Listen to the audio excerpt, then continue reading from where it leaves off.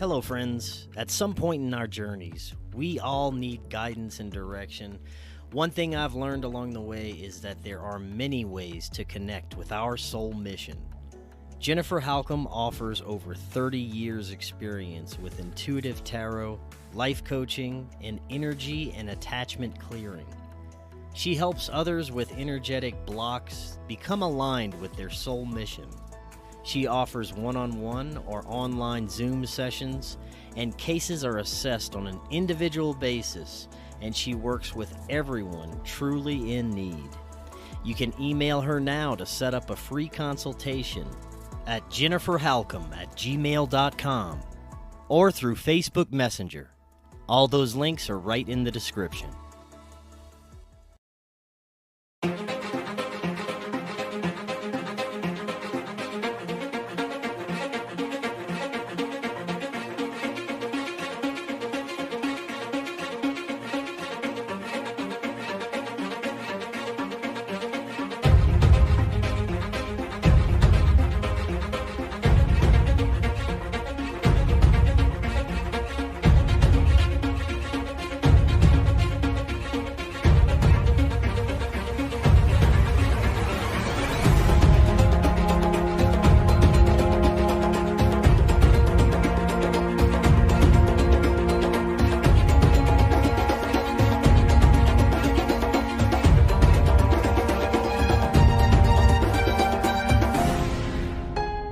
Welcome back to Forbidden Knowledge News. I'm your host, Chris Matthew. Today my guest is Christopher Jordan.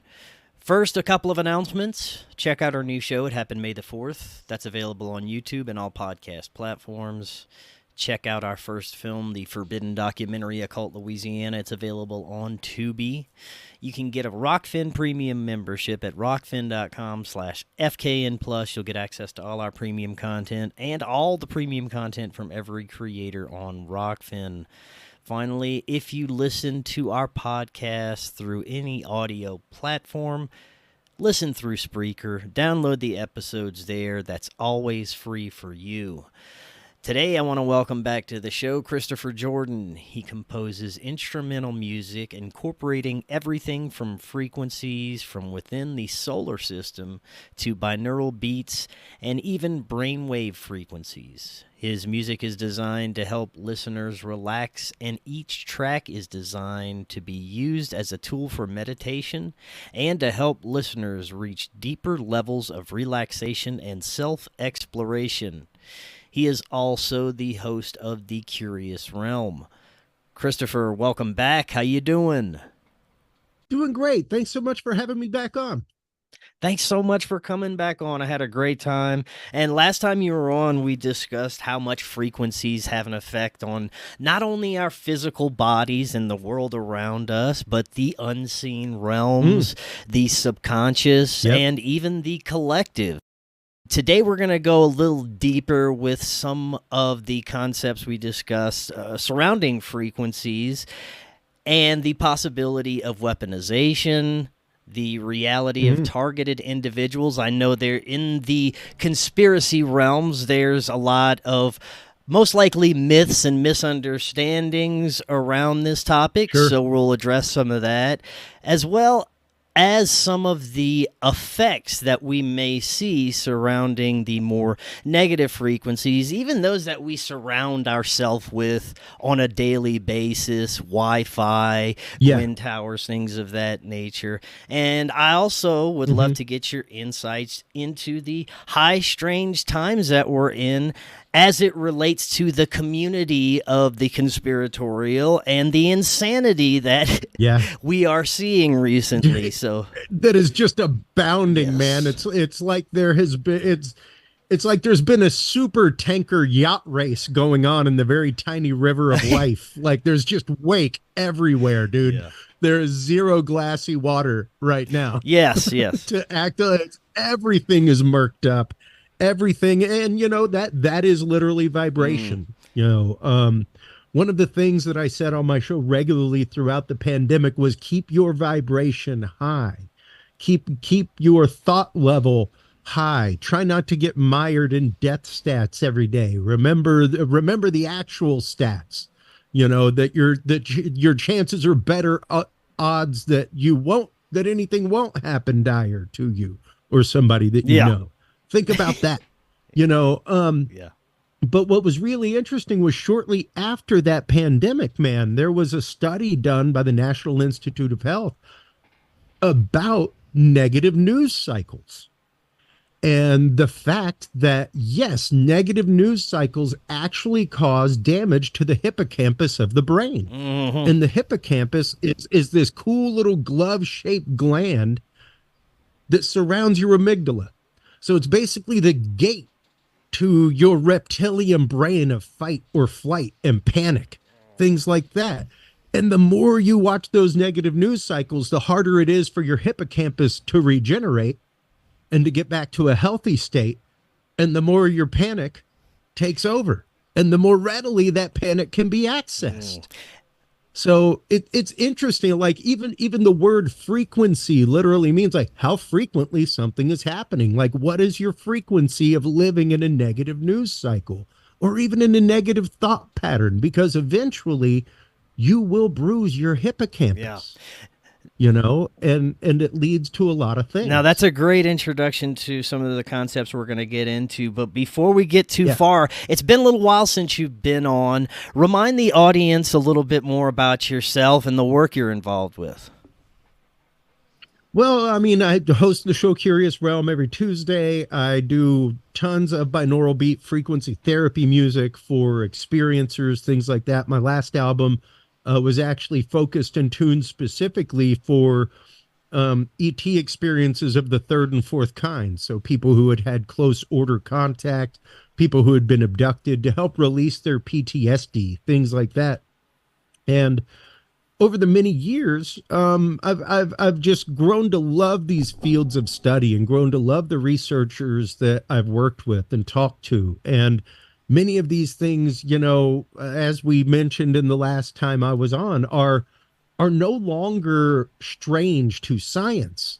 The idea that quantum entanglement won the Nobel Peace Prize 2 years ago, like we now know spooky action at a distance exists, that we can manipulate atoms at a distance, like that proves so many paranormal things and opens the door to so much para study that, yeah, I started up Curious Research recently, which is kind of an offshoot of my brand, but a way by which weekend warriors and citizen scientists can begin to shake the hand of actual science, you know, because people forget that astronomers are not the people that find 80% of comets and asteroids. It's people like me who have time with a telescope and photograph the same swath of sky every night. Most telescopes out there and radio telescopes are tasked to very specific things, and they're being rented for very specific stuff, you know, kind of like a music studio. Like the guys in the music studio aren't just sitting there playing around with stuff all day. It is tasked to a very specific thing. It may be heavy metal one day. It may be something totally different the next.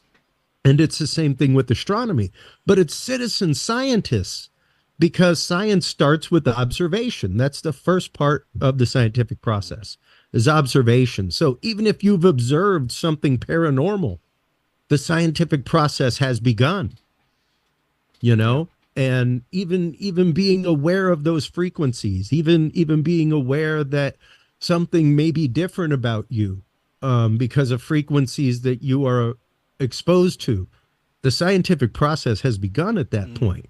You're an observer. So yeah, we are always taking part in science.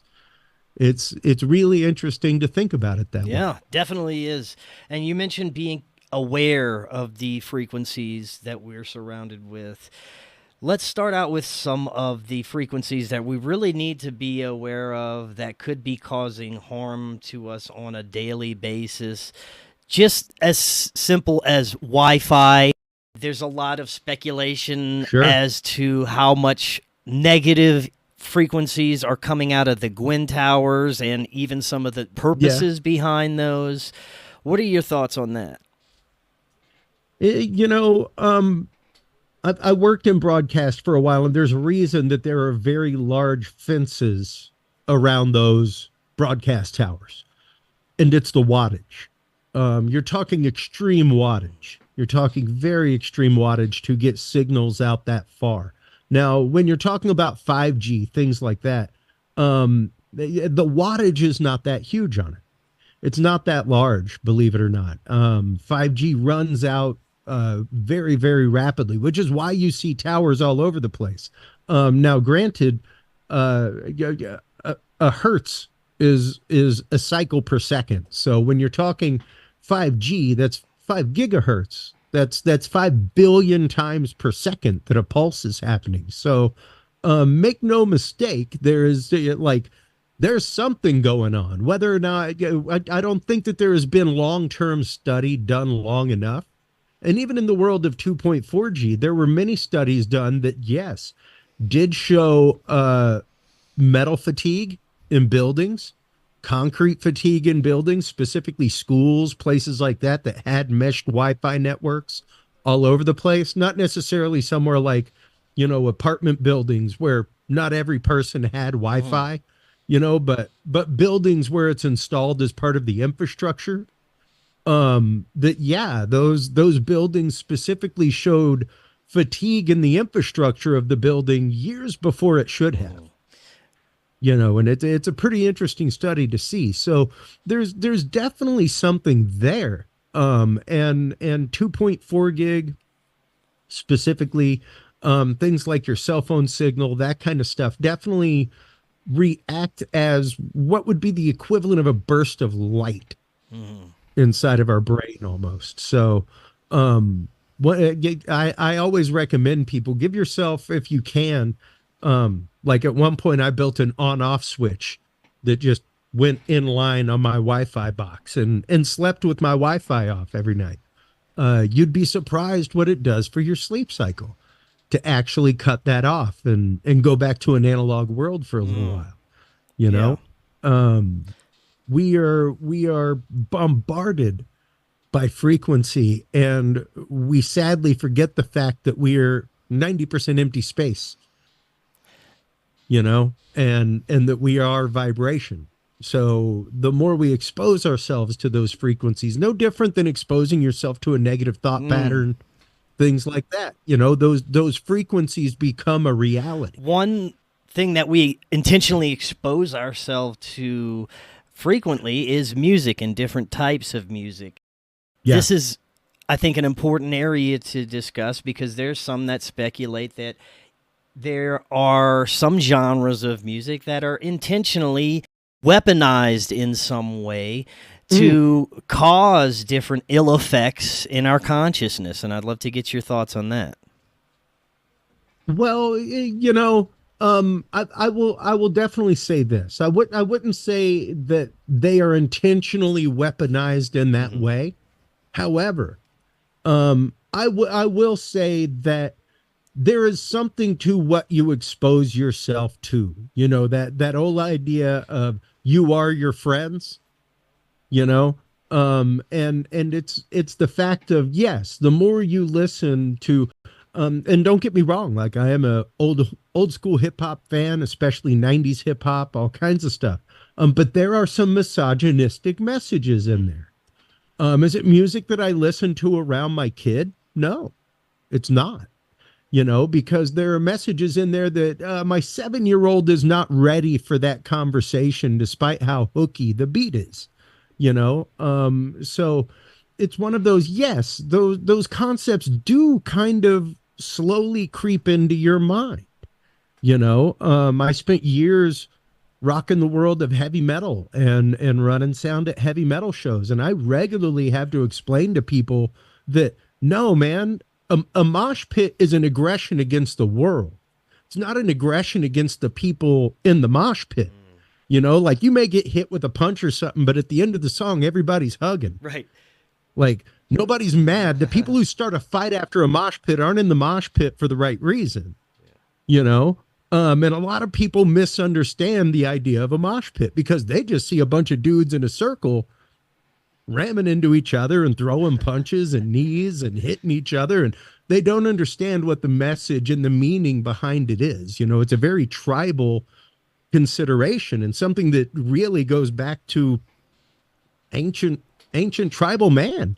You know, the idea of war dances, things like that. You know, they did the same things to hype each other up before war, before battle, that kind of stuff. So sure, you could, I guess in one way, you could say that that is weaponized to an extent, and could be very easily weaponized and hijacked, you know, by people like the CIA, that kind of stuff, because they definitely spent their time with their fingers directly in the pie of the counterculture movement in the 60s. You know, pretty much every bit of acid that floated around came from them. They purchased all of the acid in the world, you know.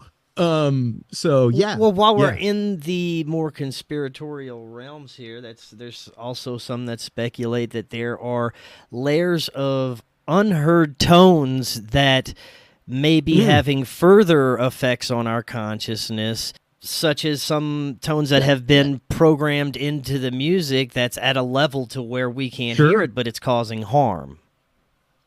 I could see that. And if you remember in our last conversation, because we were talking about my album last time, and talking about music for therapy, and I always have to caveat people that when I found these frequencies, even though, you know, I ran across them through research into the subliminal, and in the world of subliminal research is how I found them.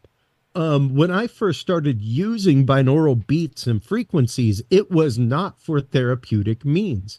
It was because I was writing like an album on the fall of man, or, you know, something like that. And I would have like a really twisted sounding track that was supposed to be representing something grotesque and horrible. And I would bury binaural beats underneath it where you couldn't hear the beat, but your brain definitely would. And yes, the idea was to make you uncomfortable, almost like nauseous with disgust listening to this. And whenever people would tell me like, man, I had a really visceral reaction to that, like I got really angry, be like, awesome, you know, like mission accomplished. So yes, absolutely. I would not doubt one bit that there are musicians out there who were doing just like I was with my avant-garde music, and using subliminal tones, using frequencies that are subharmonic. You know, we only hear to 20 hertz. Good people can hear to about 18 or so. Headphones will never really say that they go down that far, because they don't, if it doesn't happen, then they're responsible for that. But it's one of those, like, yeah, once you start getting into 19 hertz and below, that's really frequencies that you feel. I have to ask, because it just popped into my head, the brown note. Yeah, Is this something? Yeah. It's a thing. It's a thing. Yeah. It doesn't affect everybody the same way, man. You know, but much like, and it operates off kind of the same principle, because everybody vibrates a little bit differently, but there is a sympathetic note that, yes, can do that. And there's definitely, you know, you can show shattering glass, all kinds of things. If you can find the harmonic frequency at which an object vibrates, like you could waylace to buildings without explosives. Well, some have speculated that these frequencies can be used as heart attack guns, the Havana syndrome, things along those lines. Absolutely. Yeah, no. And that's just it. When you're talking, and we have for years, man, the federal government has said, no, microwave weaponry does not exist. Microwave weaponry does not exist. Well, China proudly announced it in like 2013 with their brain shaking gun, you know, that basically uses the resonance of your skull and high powered microwaves to rattle the tissue of your brain inside your skull, and give you white tissue damage, things like that. For years, the U.S. Embassy in Russia was swathed with microwaves because they had a microwave activated bug in the wall. So whenever they targeted that wall with a very specific range of microwaves, the bug would activate and they could listen to the room live. And whenever they were done, they'd cut it off and they'd come by with a bug sweeper and they'd never find anything because it's not transmitting. It's not powered until it hits that realm of microwaves. So these are things that we've used in the field, even the idea of the LRAD, right, you know, which they use for crowd dispersion. Voice to skull. Yeah, no, voice to skull technology. I am coming up on 49 years old, and I remember the story out of the first Gulf War of the platoon of soldiers that put their guns down, hearing the voice of Allah telling them to surrender. You know, and that's what I told people whenever the Naruto run went to happen on Area 51, and they were like, "Oh, you know, they'll shoot you." I'm like, make no mistake, they do not have to use bullet one. There are electronic means and frequencies that they will use to make you fall to the ground and feel like you were on fire and hear the voice of God in your head telling you to go home. Yeah, like they ain't got to use lethal means. Yeah. Because there's weapons like that out there, and we've used them for years. You see them regularly at riot control, that kind of stuff. You'll see it on top of a Humvee. It looks like a big square padded dish, and that's a microwave LRAD. You know, it's literally almost cooking the surface of your skin, making you with acoustic waves. And it's pretty interesting. Even right here, actually, I just pulled it out. Yeah, just a second. This right here, I used to use with my neighbors. This is a parabolic speaker. I had neighbors that were very loud. And so this speaker I had tuned to the distance of their porch from my porch.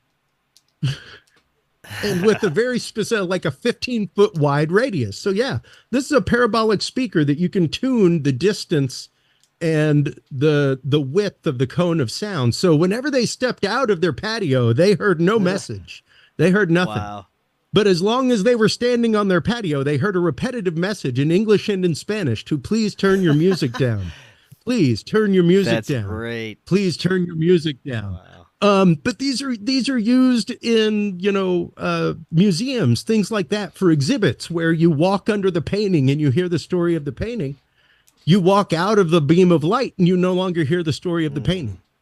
You know, not necessarily voice to skull, but parabolic speaker technology, very existent, been around for a very long time. You know, I bought that kit for like $120 on Amazon, on eBay. Yeah. It's made out of an array of piezoelectric speakers, like nothing complex. It doesn't take a lot to do something like that, you know. And one of the things I say regularly is we know subliminal things work because we have laws against it. And it's very interesting that we have laws against stuff like that, but there is no law against experimenting on the American public. Right.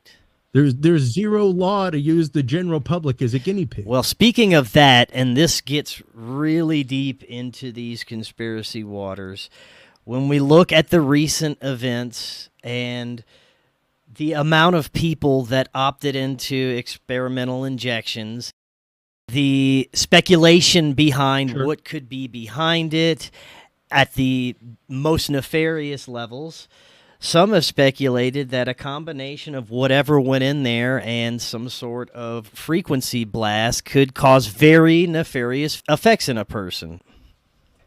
Well, you know, when it comes to cellular activation on that kind of level, now we definitely know that what you're talking about, that virus that came around as a pandemic during the world, was definitely manipulated. We know that fact. We know it had spike proteins that were unnatural. We know it came from gain-of-function technology. And one of the things I've spoken recently with Dr. John Hall about very much is that hippocampal damage. That we, just to loop it right back to the beginning of the conversation. And he's really the one that sent me down that rabbit hole of hippocampal damage and negative news. Now, what he's studying right now is specifically the damage done by that virus to your hippocampus, which there is also a very large study done by the National Institute of Health.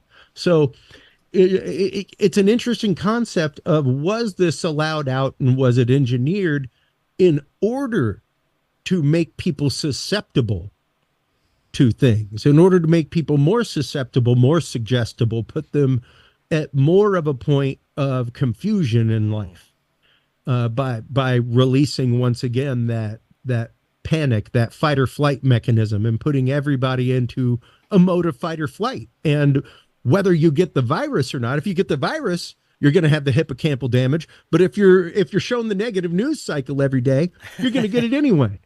Yeah. You see? And then if you get the virus and you're watching it, oh boy, howdy. At that point, you're even more malleable and controllable. So yeah, it's interesting when you look at it that way. And now I won't go through and say that I am a believer in 5G waves activating something inside of it.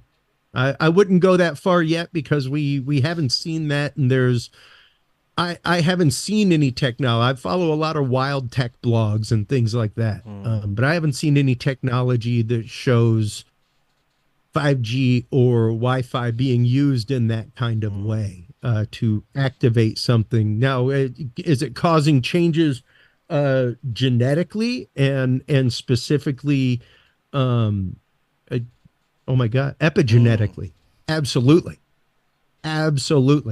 It is causing epigenetic changes. But there was also a great study done recently showing that trauma causes epigenetic changes. It was a beautiful study that was done with Vietnam vets, POWs, and their children, and showing that the traumatic symptoms experienced by the POWs were literally passed on to their children epigenetically. Like the epigenetic changes caused by their trauma in the camp was passed on to their children. So it's interesting to see that, yes, like even our epigenetic changes that happen to us because of, the negative things that we expose ourselves to, pass on to our children. Yes. Now I want to get into the more metaphysical, even paranormal connections with frequencies and how we experience these events. I've had experiences just from putting on 432 hertz tones, different meditative experiences. And we touched on a little bit last time how ancient cultures may have used these, and how it may even be a bridge between these unseen realms and how to interact with them. I am a huge believer in just that, in the fact of number one, it's all frequency. Every bit of this is frequency. We are conscious frequency that is choosing to attract this physicality to us right now. Like once we resonate one frequency higher, the physical will no longer be attracted. We'll still be the same energy. We'll just move to another dimension because of our resonant vibration now. So yeah, we have dimensions all around us. We know that by science. The fact that they would be separated by vibration, I don't know, that just tends to make perfect sense to me. The example that I typically give is the electromagnetic spectrum itself. The idea that we see a very minuscule slice of the electromagnetic spectrum, and in that lies our realm of hearing also. But it's only a few terahertz. It's very small. There is an entire spectrum of things that dogs and cats can see that we can't because of their sensitivity to infrared light. And that is just adjacent to our world of vision. When you look at the way that a parrot sees something, they're tetrachromic. They see the color yellow too. So they're getting an additional million colors. Like the color red behind you looks totally different to them because of the addition of the spectrum yellow to it. So it's all vibration. Even the way that we hear things differently, like is because our ears respond differently to vibration. You know, my years of training my ears makes my ears very, very sensitive. I used to that those same neighbors, I used to hear them having conversations on their patio through my wall, you know, and it would freak my wife out because like I could literally sit there and tell you what they were talking about. But that's because my frequency dishes were trained after almost 30 years to hear the most minuscule things in the world. Uh, so yeah, it's what you expose yourself to and why you're exposing yourself to it. You know, I think it all comes down very much to the intent behind things. You know, I'll never encourage somebody to use a spirit board or things like that. But I'll definitely say that it's much more down to the intent behind things, you know. And that's just it. Even when it comes to frequencies and why you're putting them in your life, what is the intent behind it? Last time, I believe we touched briefly on frequency shifts and paranormal phenomena. Could maybe we expand a little bit on what is occurring whenever we're saying they're having a frequency shift? Well, specifically one of the shifts I talk about is people who have had close quarters contact with UFO UAP. Close quarter, a third, fourth degree experience of a third, fourth kind. They have been in the presence of a technology that, in order to do what it does, resonates at very, very high RF and magnetic fields, you know, beyond what average things would be. So much like a watch coming near a magnet will always be slightly magnetized and work differently. Those people tend to be the same way, where something is different. And oddly enough, even paranormal event is almost attracted to them. Paranormal events tend to run in families in that kind of way after experience. It's really interesting to see that. And I think a lot of that is because their literal vibration has been shifted, you know? And even the idea bringing quantum entanglement into the situation and into the world of paranormal investigation. One of the things whenever I speak at conferences, things like that, is the idea of the blank slate as you're getting prepared. You know, the whole research that Hal Puthoff originally did that led to remote viewing was a hypothesis that engineers and laboratory technicians, when they went home, were adversely affecting their experiments by thinking about them. Kind of the idea of, did I burn my house down wondering if I turned my iron off? You know, did you thinking like, man, did I leave the iron on? Did I leave the iron on? Did that actually turn the iron on and burn your house down? You know, the whole time life mysteries thing, you know, and you do have to wonder that. So when you're preparing for an investigation, when you're preparing your equipment to go out on a paranormal investigation, what have you, you should be like a scientist and be blank slate as possible. Just be thinking about, did I remember batteries? Do I have my camera? Just running down a checklist. Don't be thinking about like letting the thought of the location, the stories you've heard, things like that rule your thought pattern, because at that point, you're already putting a lens and filter on the data that you're going to be gathering. All right. You're already like narrowing your concept of the experience to begin with. Number two, you may actively be charging that environment with your thought form. And that's something that, like, really metaphysically, you've really got to think about. If you're going in there to try to gather EVPs, that kind of stuff, you want to gather what's there. You don't want to manifest something before you get there. Okay, this gets into the power of our thoughts. how much we create Yes. our reality around us, how much Yes. our thoughts and intentions affect our reality around us. And there was something interesting I was discussing with somebody. With the amount of fake pictures, AI, deception that is coming out right now, with the amount of people that are intentionally just putting out fake material, but even worse than that, the amount of people that are believing it wholeheartedly just because the way it's presented as if it's real. Yeah. I'm wondering if this could have some sort of profound effects on the collective reality and maybe account for some of the changes that we're seeing, like the Mandela effect. Yeah, absolutely. Absolutely. And you know, with that in mind, there is something that I bring up regularly, and that's the idea of data. You know, posting something naked.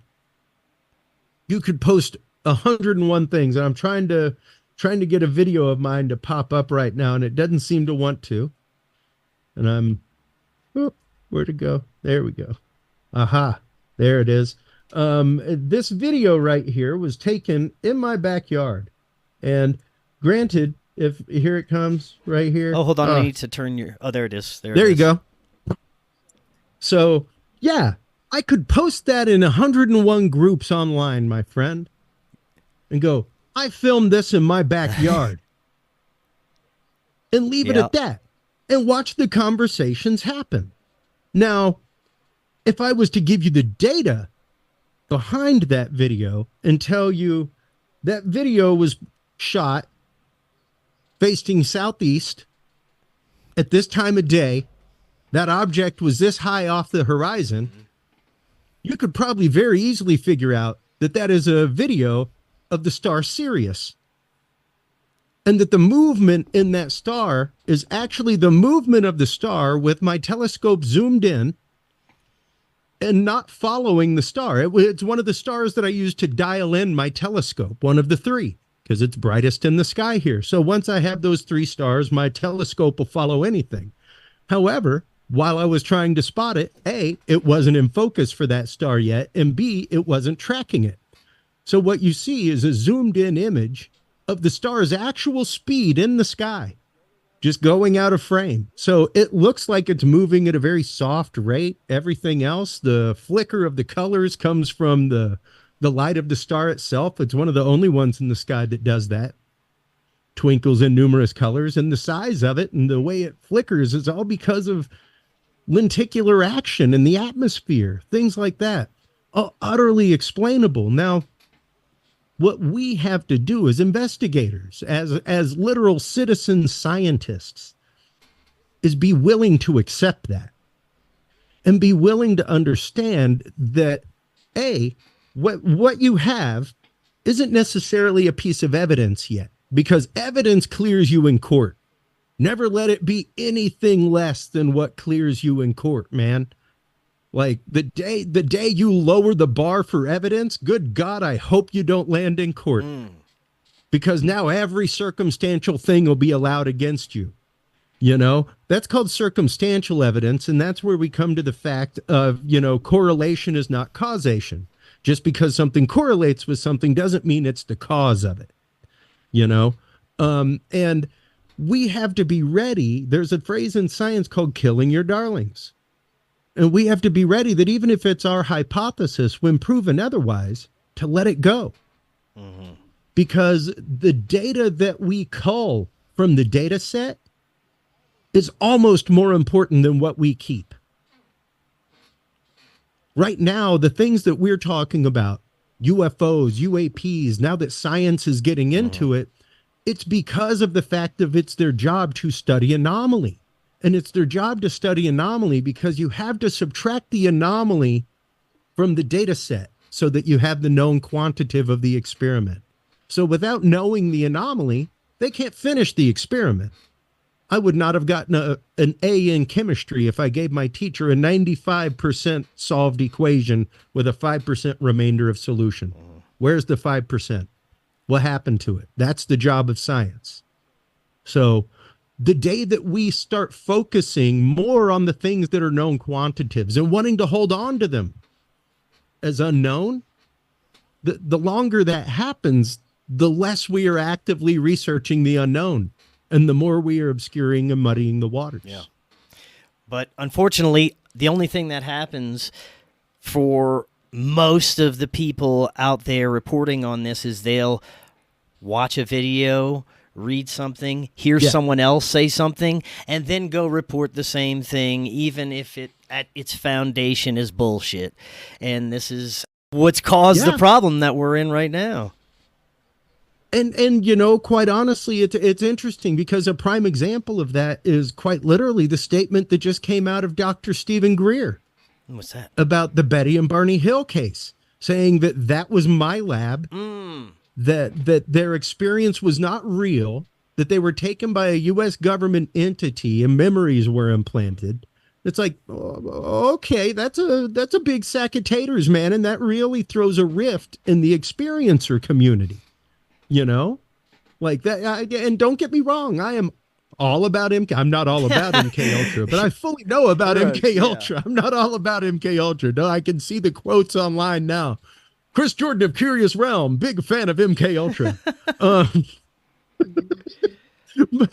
But quite literally, like, sure, that was going on, but was the idea, they were one of the seminal cases of alien abduction. So how are you going to implant a trope that doesn't yet exist?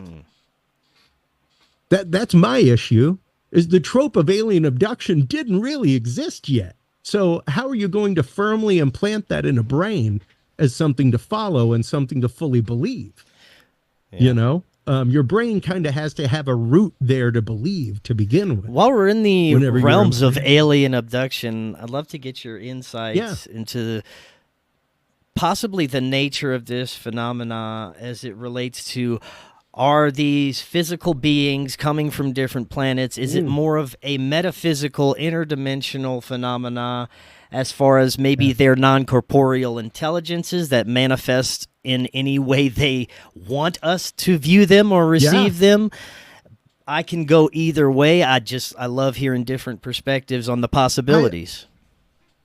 I am the same way, my friend. I do like that. I will swing both ways on that topic, and I will swing both ways on that topic the way I will with Sasquatch. Yeah. You know, I am a firm believer that there is a large hominid species roaming the forests of North America. All right. I am a firm believer that there is extraterrestrial life. However, I am also a firm believer that there are other things out there, things that have been spoken about by other cultures, like the Fae, stuff like that. Trickster spirits. Never forget, like Disney made the Disney Coca-Cola-ized fairies, everybody. Yeah. All right. Fairies were never happy things. They were never things that you wanted to be friends with. Yeah. You know why you left treats for the gnomes? So they didn't jack up your stuff while you were asleep. Right. That's why. You know, they happened to help that one dude with some cobbling. The rest of the time, it was like, feed them so they won't mess with our stuff. You know, they were trickster spirits. So, and the ideas of them are very much the ideas that you hear from Native American cultures when it comes to the Sasquatch. A lot of the same warning stories where it's like, don't follow them into the woods. Don't accept food from them. You know, things like that. Because once you accept food from them, now you're in their realm. That kind of stuff. And there are many, many Native American warnings of the Sasquatch like that. So I'm a believer that there are aliens out there, but I also think that there is something else that will fully use the trope of our mind as the point of consent. You know, no different than opening the door for the vampire and you've given consent because you're like, oh man, you know what I would love to see? A Sasquatch. Like, open the door a little wider, see what comes in, you know? And you kind of got to be careful about that because you may well be manifesting a portal for something to come into. Now, once again, when it comes to that physical creature, I'm a big believer there. When it comes to experiences, which I do not doubt people's experience until proven otherwise, because I've had my own,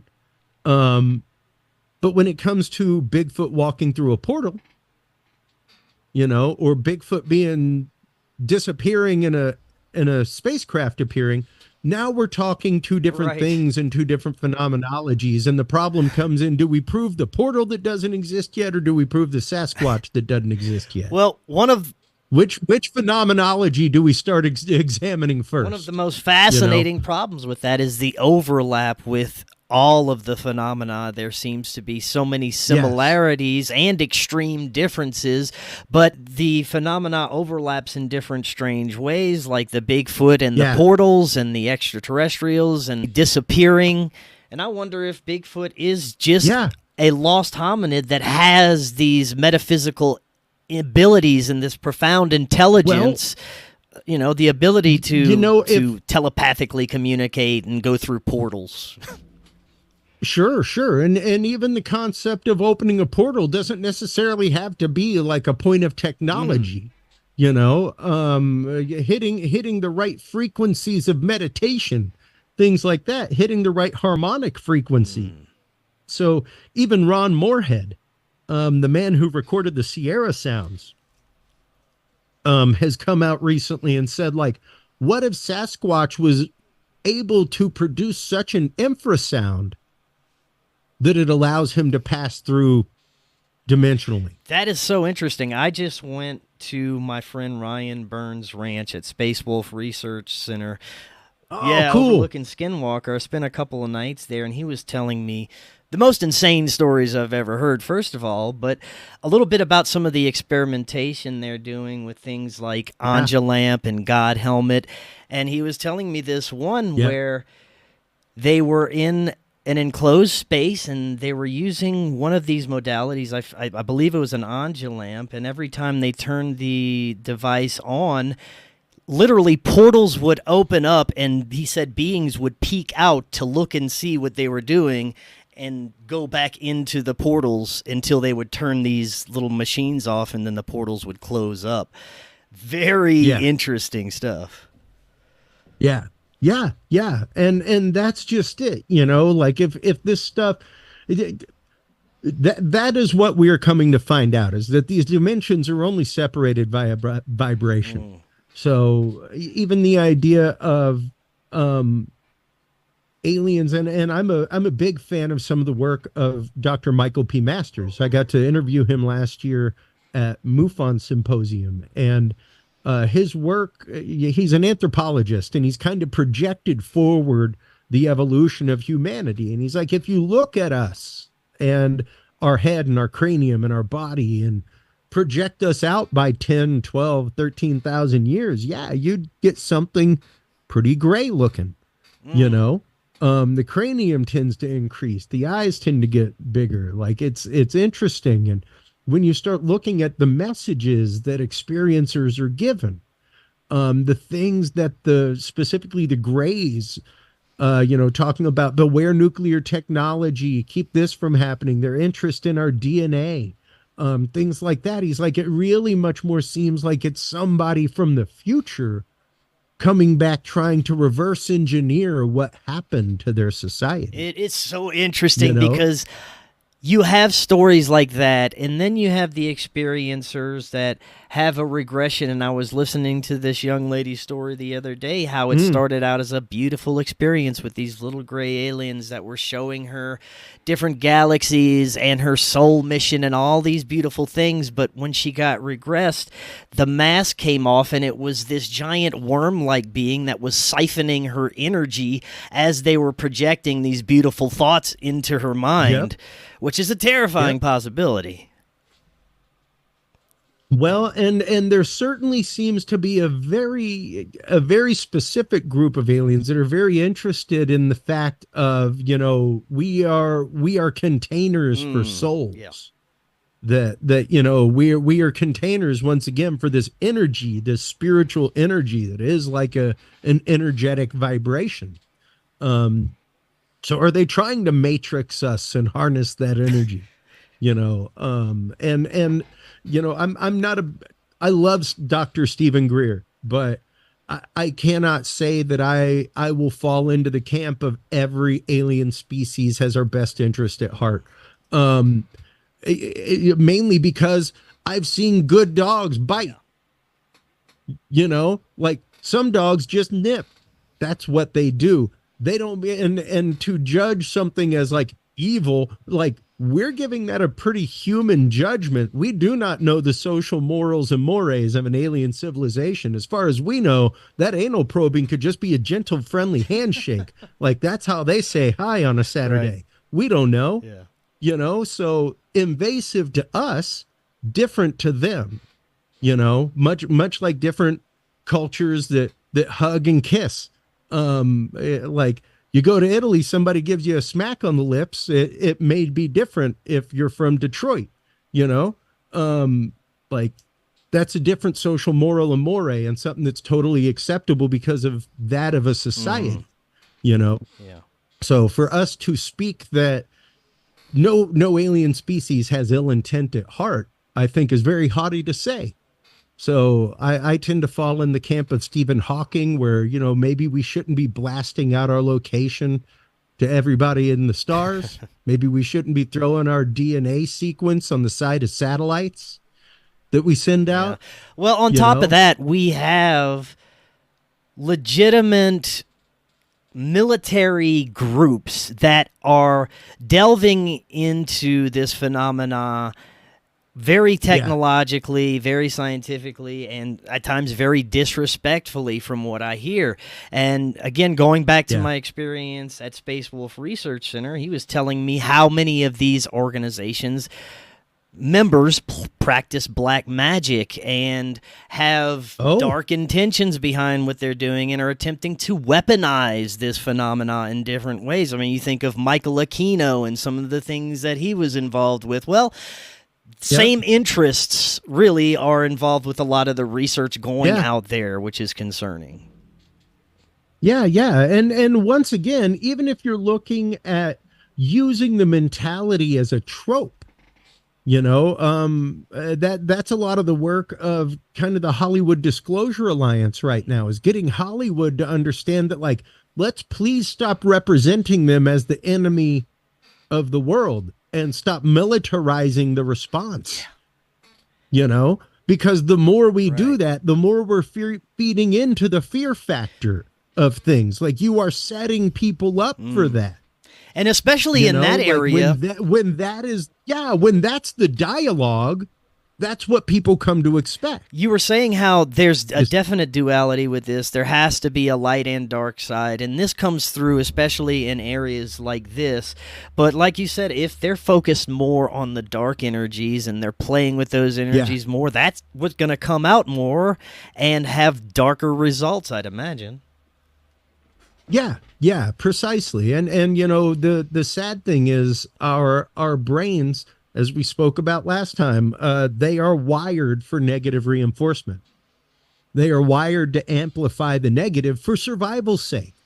So that is something that whenever you're talking subliminal programming, the weaponization of media, whenever you're talking that kind of stuff, there's a reason why they pump fear. Let's go to commercial. Yeah. Because now you're so barraged out that if you see something that brings you comfort, you're likely to buy it because it brings you comfort. It gave you a big, deep sigh of relief right then, and that really fed the serotonin uptake. Let's click and buy, and that's just it. The idea of the barrage of negativity. Just to bring it right back to the beginning of the show here, like the idea that we are barraged by that and our brains are wired to absorb that. They're wired to take that in as a survival mechanism.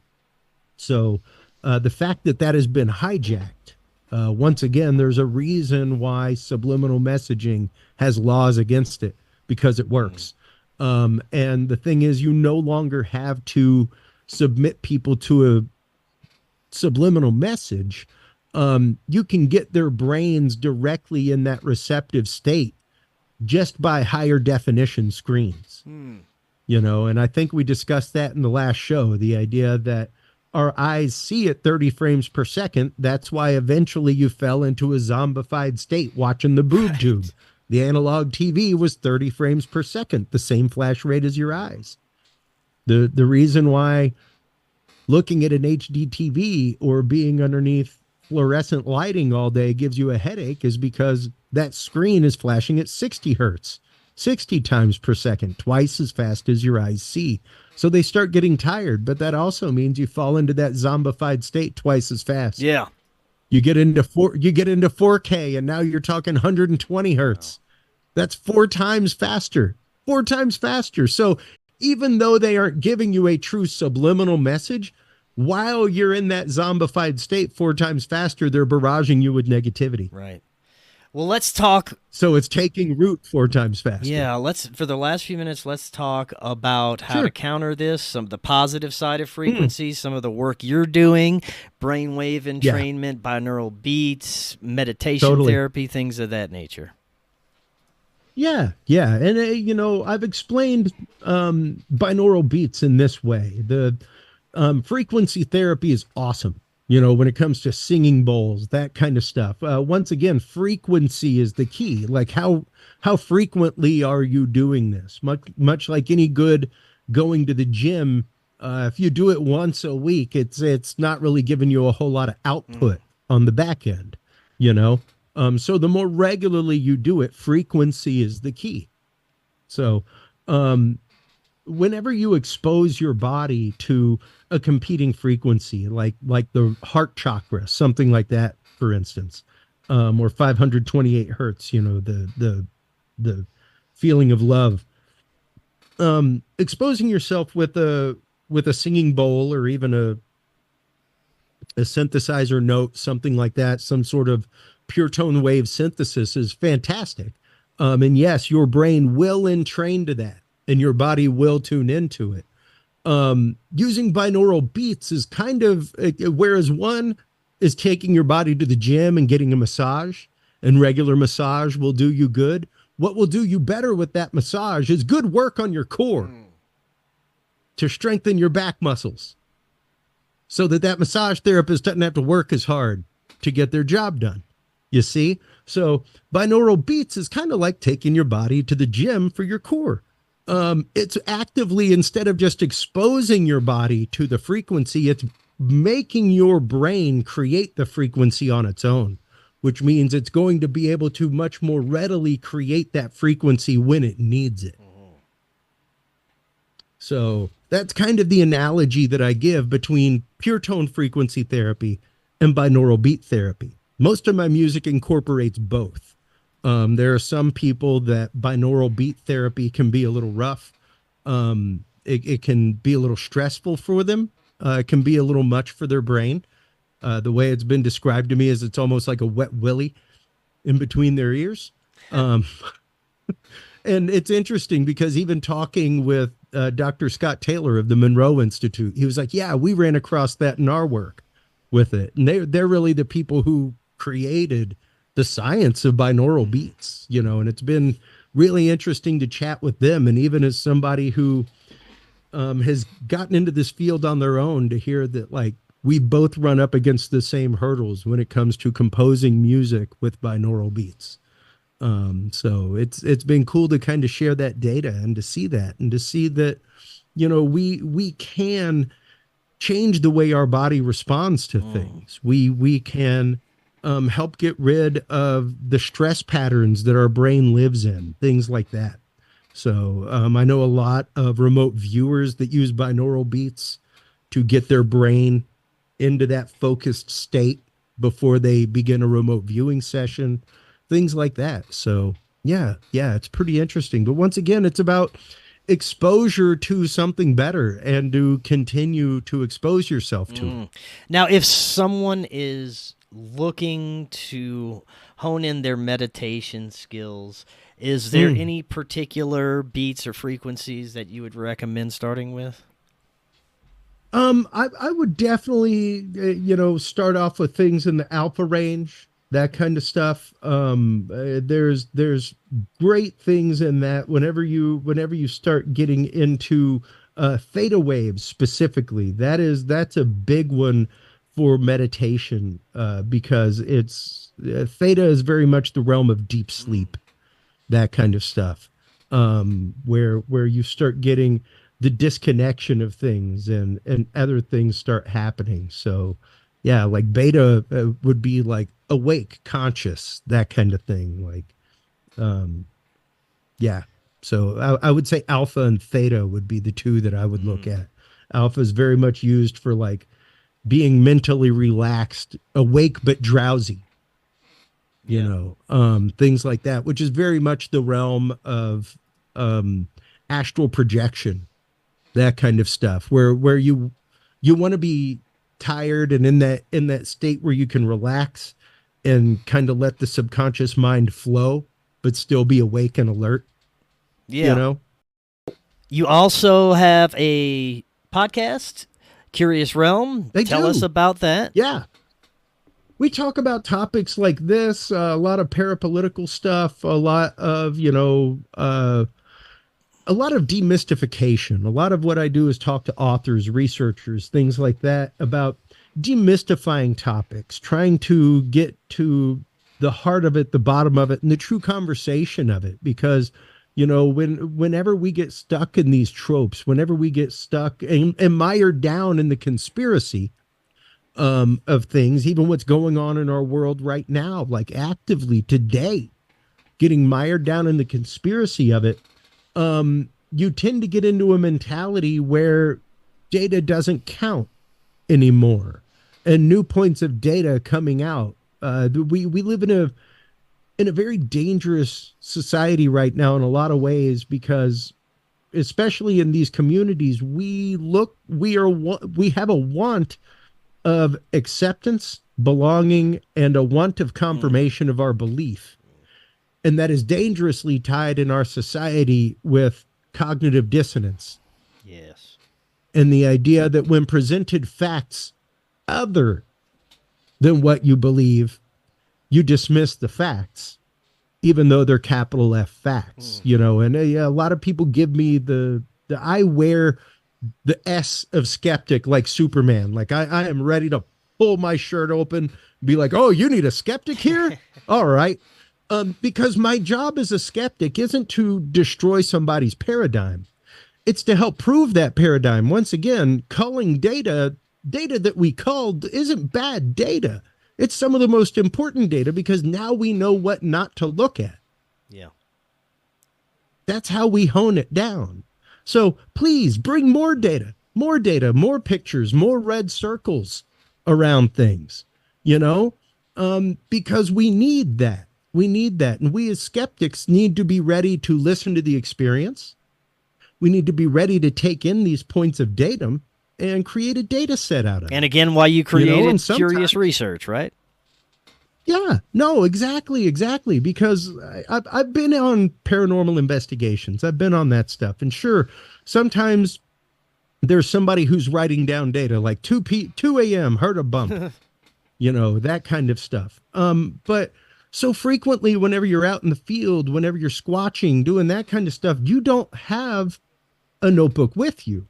And, there are shows like The Last 48 on A&E that exist for a reason, because if a cop doesn't get the information about a crime within 48 hours, memories start to deprecate. You start filtering that experience through your experience of life and through beliefs and things like that. The data starts getting corrupted. So the sooner you can get your experience down on paper, the better. If you can take 5 minutes before you leave that location and walk back to camp to write down your experience, sketch something out, it's going to be so much better data than if you get back an hour later and try to remember what that experience was. Right. And that's the idea, is that eventually, once again, most science does not happen in a laboratory. It happens out in the field. If you're out squatching and you have like 10 trail cameras, contact your local university wildlife department. Contact your local wildlife department. Be like, hey, I have trail cams in this area. I would love to give you the footage. There's somebody out there trying to count brown bears, fox populations, something like that. And they cannot afford to put cameras in that location that you're traipsing out to. So you're now shaking hands with science. You're giving them invaluable data that you're culling out of your data set. Oh, it's just a picture of 5 robins. That picture of 5 robins may do their wildlife study huge things and release more money for conservancy, which conserves the area and keeps the area there for the Sasquatch. Because otherwise there will be apartments there in a decade. And then there's going to be a real problem when the Sasquatch is rooting through the apartment complex trash because you took over his range. Yeah. You know, you think coyotes are a problem. Wait till it's a Sasquatch, you know? But in all sincerity, we need to be gathering this data as citizen scientists. So yeah, that's why I started Curious Research. It's one of those, the show has gone on long enough that I see the need for it. I see the need for us to be ready to shake hands with science with our data. Right on. You know? Excellent. Otherwise, they're starting with nothing. 100%. Christopher, thank you so much. This was great.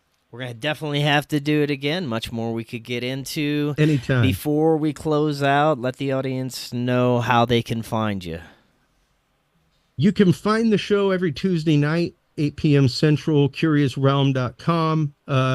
We live stream on Rumble. We live stream on YouTube. We live stream on Facebook. We are carried on the KGRA radio network. We are also carried on the Aftermath Media Network. We come on live every Friday night, just prior to Clyde Lewis. You can find everything about Curious Research at curiousresearch.org, and even get the new field observation guide. So if you are out there in the field doing squatching, things like that, this guide fits right in your back pocket. Great place to be able to put all your data in one location so that you don't have spiral bound notebooks getting torn apart. Things Excellent. like that. So, Christopher, thank you so much. We'll be doing it again. Thank and you. Until next time, Absolutely. everyone, have an excellent evening. We'll talk again tomorrow. See y'all then.